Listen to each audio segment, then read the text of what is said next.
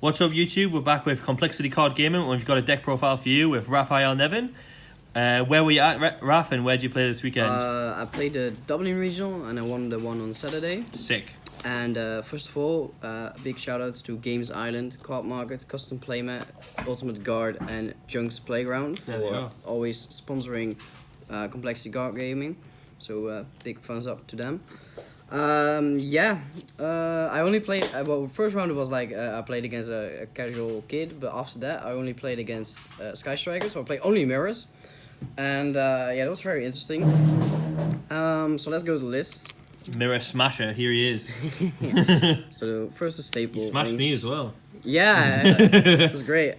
So obviously free rate. Then for the hand traps, 3 Ash and 2 Ogre. I still think this is correct in Europe because Goki is kinda like falling off the radar. It's all Sky Striker right now. It's just the most dominant deck here. Ghost Ogre is super important for hitting multi-roll. And 3 of Ghost Ogre is, I think, a bit incorrect because if you draw multiples in the early game, it's essentially brick and you cannot play with a card less than your opponent in the mirror. That's just not done. Then you say, why do you play 3 Ash then? Well, Ash is there to keep Shared Right in check. I basically only use it on Shared Right, otherwise I always keep it in my hand because Shared Right breaks this mirror. It's the most unfair card in the mirror. And if you draw that in multiples, you can just use it on them in their turn. Yeah, if you draw multiples, then it's fine. You can you can use it on WCQ, maybe on Area 0 if they use the Grave effect, but it's mainly for Shared Right. That's why I think it's justified to play 3. 4 Ray. Draw a card and spell. So then I played the Gooch Engine. Shout out to Temis for playing this at 200 for ICS. This is much more than just an upset goblin. It gets 2 spells in the grave. So this is, if you have this and engage, you're probably gonna resolve engage at least for draw 1 once per turn, maybe even twice if you have multi-roll to send something. If first turn it acts like your Hayata. This gives so many options, and the big part of winning the mirror is having more spells in your grave than your opponent, and this gives you 2. And in the worst case scenario, it's an upstart that gives you another spell. I found myself sending engage a lot as well. Yeah, like it happens. Like the card is so versatile. So obviously the unfair, unbalanced card in the deck. 3 multi-roll. I think the mirror is decided by who resolves multi-roll the most, and multi-roll is pretty fragile to Ogre and Twin Twisters, so I think 3 is pretty justified. Like what I did a lot actually is just play 2 multi-rolls, both got 1 or 2 counters, and then use 1 to set one and 1 to set the other. So in case I get Twin Twisters, Heavy Dustered, or Ogred, I still have at least 1 card. And it's also a card you generally don't want to search, because if you search and you don't search for multi-roll, then you have to have another Sky Striker card to actually get the counter. Well, if you just draw it, it becomes so much more threatening on its own. It's also like a starter card in combination with the field spell. So yeah, I think 3 is right now is correct. 3 Anchor obviously. 3 field spell. Yeah, I feel like it's needed to have as many starter cards, so that's why 2 Terraforming is also a spell in the grave. Then 2 Ego Booster. This was great, the YCS. Right now, because I saw like people switching to Strike, as we like our cousin and me were playing that, and I saw some other people playing it as well. So then it might become a little bit like less effective, but still really important to protect yourself from Widow Anchor. Sometimes it just gives you an extra turn in the mirror as well. Yeah, that's all you need. Yeah, exactly. Like it makes you. And it has some really nice interaction with the triple burst I'm playing, because if you use it on triple burst, you have a guaranteed Kagari next turn. It's a reborn. Then the one-offs, you never want to like draw these, but you want to search them. Not this one. This is like a starter card, but these 3.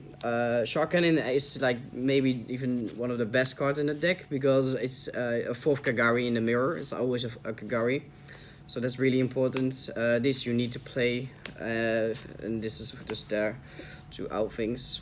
3 Twin Twister, very unfair in the mirror, because it's another card that gets 2 spells in the grave and hits their like only defensive cards with the turn. And yeah, like I said, this is the maxi of the format. It shouldn't be there, but it is, so it's really unfair. This ends the turn basically. And then 2 strikes. Strike is still really good, but I think going forward, if this gets more popular, I will cut it along with Ego Boosters and focus on more on back row removal. It's just really dependent on what's popular in the mirror, like what are the techs. But this is still like if you get shared right, you take Dakagari for a turn, so that means you got that turn, you lost back. So it's really important. So it's 41 with upstart. Please don't kill me. It's in this deck it's completely fine because upstart just acts as another spell, and there was nothing I wanted to cut. I was really like satisfied with everything.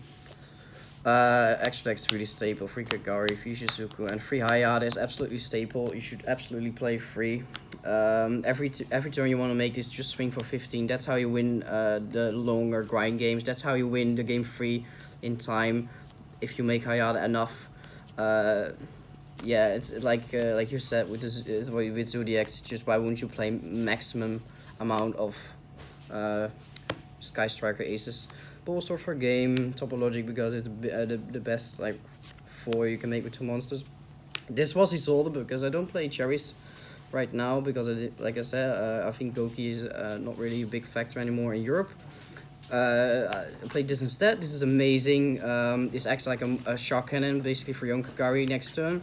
It negates cards in the damage step, so like Meluseek or Array or whatever. Like this has so many utilities, and it does piercing damage as well. Like if you play against Trickstar with Scapegoat or whatever, like this has so many utilities that it's a really good card to make, and it's really good to link up. If you have like Phoenix, but you want to get rid of it, and you already use your multi-roll field spell, and you have another monster, you can make this because making the unicorn can be a waste. You can't use the effect. So this and this just to out cards, obviously, and this is for Secret Village. Alright, side deck. Artifact Scythe, and then the free Sanctum. This is going first against any deck that sort of slightly combos. Pendulum, maybe Gemini FTK, Spiral, like Burning Abyss, like ends their turn. Like I said, I only play against Sky Striker, but already at the YCS and other events this was really good, so definitely keep it. This is my only hand trap by side right now because Goki's not really prominent, but still if you draw this is like I think the safest hand trap because even with Midbreaker it's still an effect failure, which could end their turn if you use it on his soul on the sand effect. And like I even side this against Draco when we close to time because they never respect the gamma, so you just destroy the monster and get 3500 on board. Let's say you have a Ray as well. It's a lot of damage. It has a high impact. It's one of the best hand traps in the game. This for Rogue Mirror if you go first. Has a lot of utilities. It's also really important that you have trap outs like Typhoon as well for the Secret Village and Imperial Order. So this is again for Draco and Altergeist. And then for the Mirror, Curse Sealed have been a spell. Shout out to Lorenzo Roma of my team. We were playing, these were Minecraft, I can't remember what this was, but he said like every time I had Minecraft I wish it was this. And this has a lot more utilities because you can hit whatever is threatening in that game state. So sometimes it's not even good to hit engage, but like Widow Anchor or whatever, and they cannot play Widow Anchor the entire game, which makes your game plan so much easier. So this card is like, yeah, it's pretty huge. You can even negate Share Ride if you really need to, like in a crucial moment. This card is just very, very versatile. So that's basically it. That looks solid, mate. Thanks for that, Raph. Do you want to give any shout big shout out to Vlad for letting me stay in his house. Here he is, Vlad! Yeah, absolute cutie. A shout out to like Darren, Jake, and Typhoon for having a great weekend. And we'll see you at Watch This Kinda. Alright, thanks for that, Raph. See you later.